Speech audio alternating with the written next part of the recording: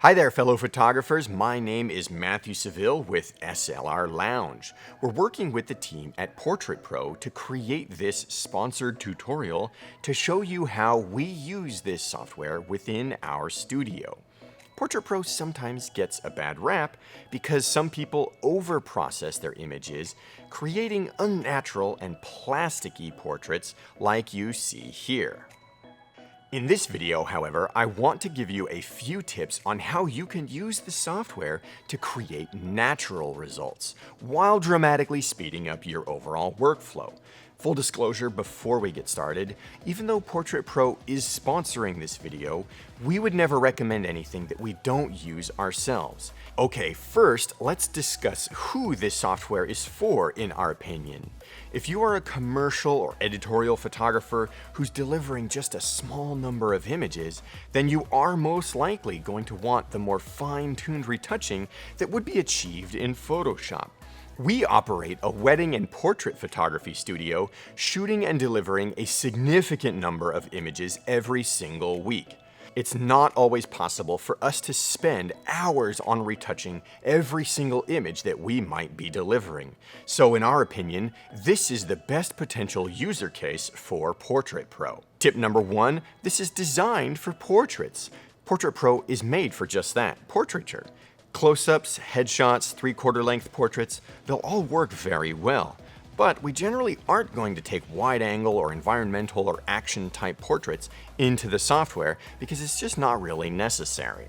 Tip number 2, less is more. Many of the presets or automated functions within Portrait Pro will come off too heavy-handed, particularly the sculpting, the manipulation of the face. However, this is a simple fix. When we bring in a new portrait, we are generally reducing some of the sliders or disabling the feature altogether if all we want to do is one quick skin smooth or a little bit of teeth whitening. A useful trick is the master fade slider. Simply make your main adjustments, then dial the master fade slider up and down. Another great tip here is to look at the image when zoomed out. It's sometimes easier to see unnatural edits from a distance rather than up close. Of course, if you're watching this video on your phone on YouTube at low resolution, then definitely be sure to check the sample images that we'll post on our website in the link in the description. Tip number 3, the powerful lighting tools. One of our favorite tools in Portrait Pro is the light on a face. Let me show you. All I have to do is open an image and select the skin lighting and coloring tool, then simply move the light into the correct position for each face in the scene.